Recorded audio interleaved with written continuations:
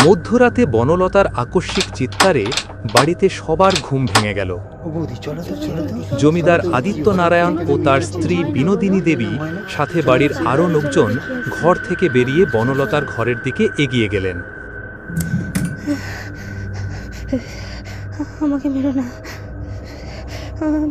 বনলতা জমিদার বাবুর একমাত্র কন্যা।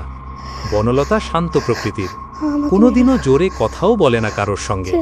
তার এমন কি হলো যে রাত্রিবেলা এরকম চিৎকার জুড়ে দিল?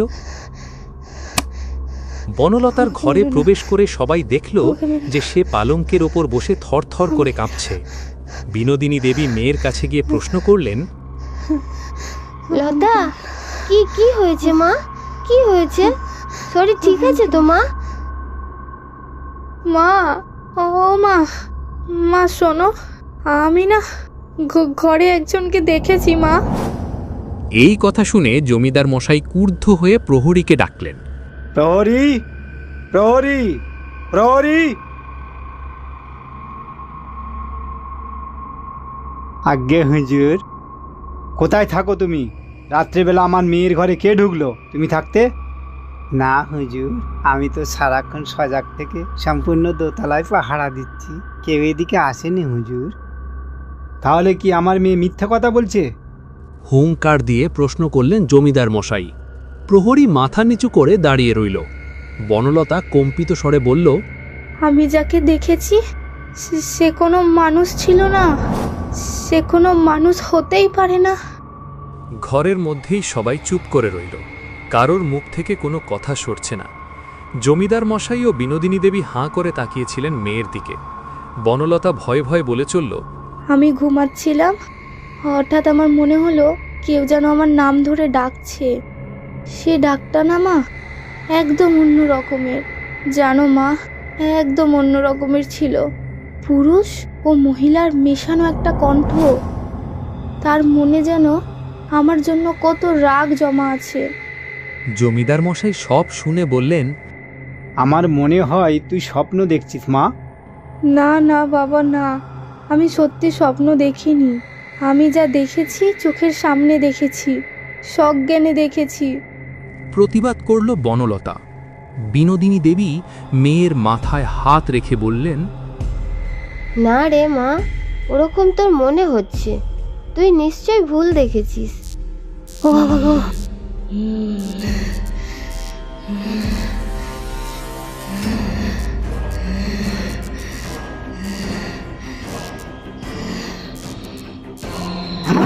বিশ্বাস করছি না, শেষ হয়ে যাবে, সব শেষ হয়ে যাবে। আমি আছি, আমি। তারপর ধীরে ধীরে বনলতার শরীরটা ধনুকের মতো বেঁকে গেল। এবারে একটা হুলস্থুল বেঁধে গেল। ভয়ে বাড়ির কাজের লোকেরা এই দৃশ্য দেখে চিৎকার করে যে যেদিকে বাড়ল দৌড় লাগাল। জমিদার মশাই ও বিনোদিনী দেবী পাথরের মতো স্থির হয়ে দাঁড়িয়ে রইলেন কেবল। তারপর ধীরে ধীরে গোয়ানি আওয়াজ করতে করতে বনলতা জ্ঞান হারালেন। ঘরের মধ্যে হঠাৎ যেন এক অস্বস্তিকর স্তব্ধতা নেমে এলো। দরজার আড়াল থেকে মুখ ঠেকিয়ে যেসব বাড়ির দাসদাসী এতক্ষণ প্রায় দম বন্ধ করে এই কাণ্ড দেখছিল, তাদের মুখে তখনও একটা শব্দও ফুটছে না, যেন এই আতঙ্ক তাদের কণ্ঠ রোধ করে রেখেছে। পরিস্থিতি খানিক স্বাভাবিক হলে সকলে মিলে বনলতাকে বিছানায় শুইয়ে দিল।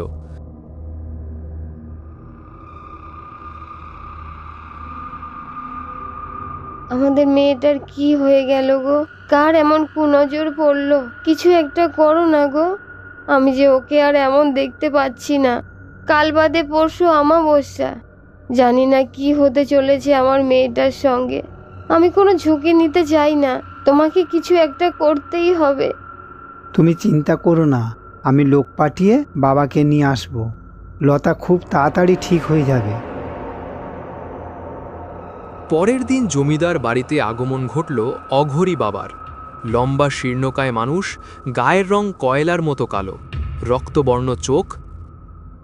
কর্তামশাই, বলুন, কি করতে পারি আপনার জন্য?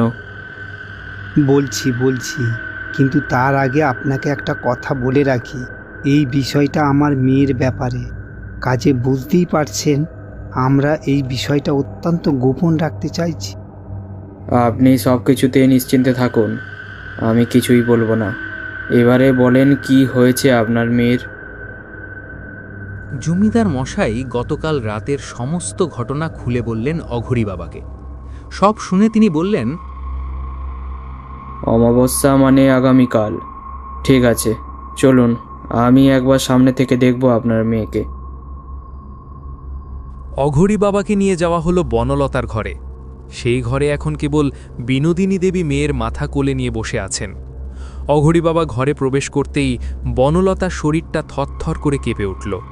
অঘরী বাবা নিজের ঘটি থেকে সামান্য জল নিয়ে বিড়বিড় করে একটা মন্ত্র পাঠ করল। তারপর হাতের মুঠোতে 3 বার ফুঁ দিয়ে সেই জল ছুড়ে দিল বনলতার নির্জীব শরীরের দিকে। সঙ্গে সঙ্গে বনলতা চোখ খুলে তাকালো। ওর চোখ সম্পূর্ণ সাদা। তারপর মুখটা উপরে তুলে হাসতে শুরু করল।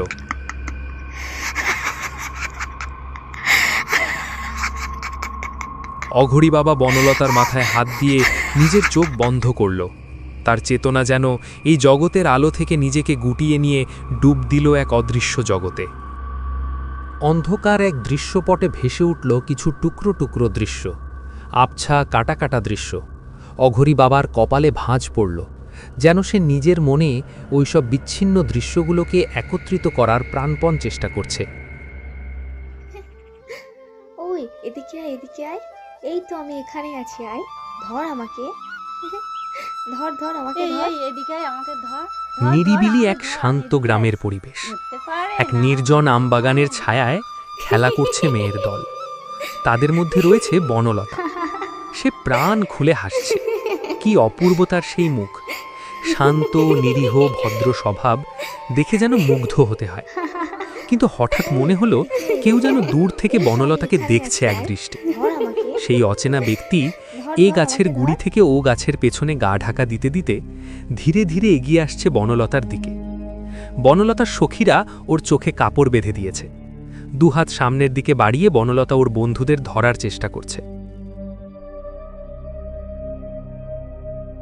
এই করতে করতে একটু দলছুট হয়ে পড়ল সে।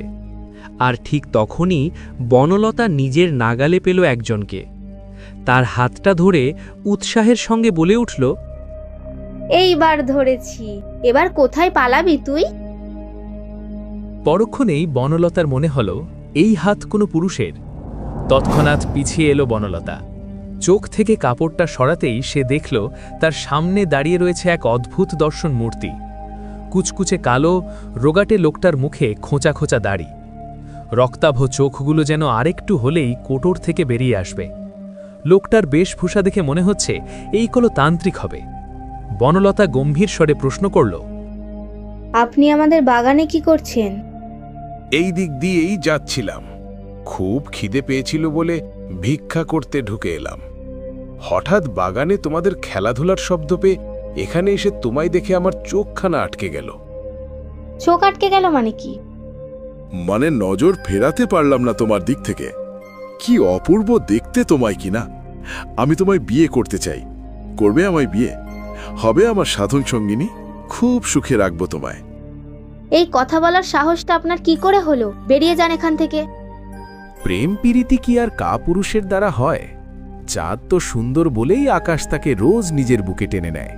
পূর্ণিমার রাহাতে যেমন হয়, মনে হয় আকাশ আর চাঁদ একে অপরকে জড়িয়ে ধরে। আমার বাবা কে তুই জানিস? তান্ত্রিক আরও এগিয়ে গেল বনলতার দিকে। ওর হাতটা খপ করে ধরে ওকে কাছে টেনে নিয়ে বলল, মেয়ে দেখা হয়ে গেছে, বাপ দেখে কি করব? তান্ত্রিক কিছু বুঝে ওঠার আগেই বেতের মতো এক সপাটে চড় এসে পড়ল লোকটার গালে। তার পা দুটো টলে উঠল। 5 আঙুলের স্পষ্ট দাগ পড়ে গেল গালে। গাধার মতো চোখ মেলে খানিকক্ষণ সে তাকিয়ে রইল বনলতার দিকে, যেন তার সামনে কোনো মেয়ে নয়, দাঁড়িয়ে আছে আগুনের স্ফুলিঙ্গের এক জীবন্ত মূর্তি। বনলতা এবারে একটা ধাক্কা মেরে লোকটাকে সরিয়ে দিল। শয়তান, তোর এত বড় সাহস! এবারে তান্ত্রিক রাগে ফেটে পড়ল। ধক করে জ্বলে উঠল তার চোখের মণি দুটো। সে গর্জে উঠল, তুই আজ যা করলি এর মাসুল তোকে গুনতেই হবে। আমি তোকে শেষ করে দেব। পূর্ণিমার চাঁদ মনে করে তোকে আগলে রাখতে চেয়েছিলাম, কিন্তু এখন তোকে আমি গ্রাস করব। ঠিক যেমন অমাবস্যার রাতের অন্ধকার চাঁদকে গ্রাস করে। সেদিনের মতো লোকটা চলে গেল।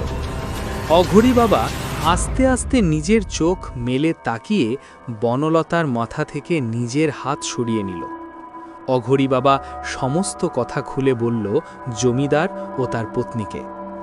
জমিদার ক্রুদ্ধস্বরে বললেন, এখনই আমি প্রহরীদের বলছি ওই তান্ত্রিককে খোঁজার জন্য। এতে কোনো লাভ হবে না, আরও সময় নষ্ট হবে। তাছাড়া ওই ভণ্ড তান্ত্রিককে পেলেও আর কোনো লাভ হবে না, কারণ ও নিজে চাইলেও এখন আপনার মেয়েকে বাঁচাতে পারবে না। রাগে ক্ষোভে অপমানে ও আপনার মেয়েকে বান মেরেছে। হ্যাঁ, অমাবস্যার আগেই এই বান নিষ্ক্রিয় না করলে আপনার মেয়েকে আর বাঁচানো যাবে না। তাহলে সেটাই করুন দয়া করে, যত টাকা লাগে আমি দেব। বললেই তো এই কাজ করা যায় না গিন্নিমা। অন্যের বান নিষ্ক্রিয় করলে বিপদ যে আমার ঘাড়েও আসতে পারে। তাছাড়া এ কাজ কেবল শ্মশানে বসেই করতে হবে। তারপর ঝুলি থেকে একটা লেবু বের করে অঘরী বাবা বনলতার হাতের মুঠোতে রেখে একটা কালো কাপড় দিয়ে ওর হাতটা বেঁধে দিয়ে বলল, এটা ওর হাতেই থাকবে। আপনারা কালকের আগে এই ঘরে ঢুকবেন না। কাল ঠিক রাত 11টার সময় এই লেবুটা আপনারা বের করে নেবেন। তারপর এই বাড়ির এক বিশ্বস্ত প্রহরীকে দিয়ে আমার কাছে পাঠাবেন। আমি ওই শ্মশানেই থাকব। পরের দিন সন্ধ্যা থেকেই বৃষ্টি নেমেছে। উত্তাল পরিবেশ দেখে মনে মনে আসন্ন বিপদের আন্দাজ করতে পারছিলেন জমিদার মশাই। আজই সেই দিন। আজ যদি বান নিষ্ক্রিয় না করা যায় তাহলে আর ভাবতে পারলেন না জমিদার আদিত্য নারায়ণ। মনে জোর রেখে এই লড়াইয়ের শেষ দেখে ছাড়বেন তিনি।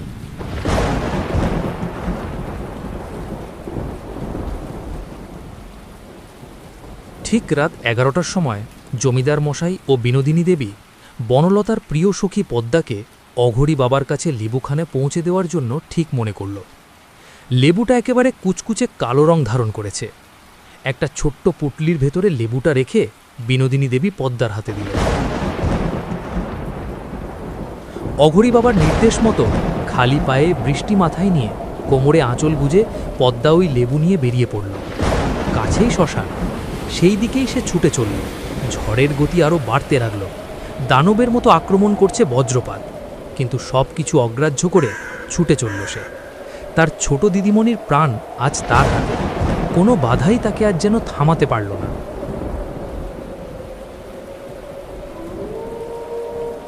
শ্মশান পৌঁছে পদ্মা দেখল বটতলাতে তার জন্য অপেক্ষা করছে তান্ত্রিক।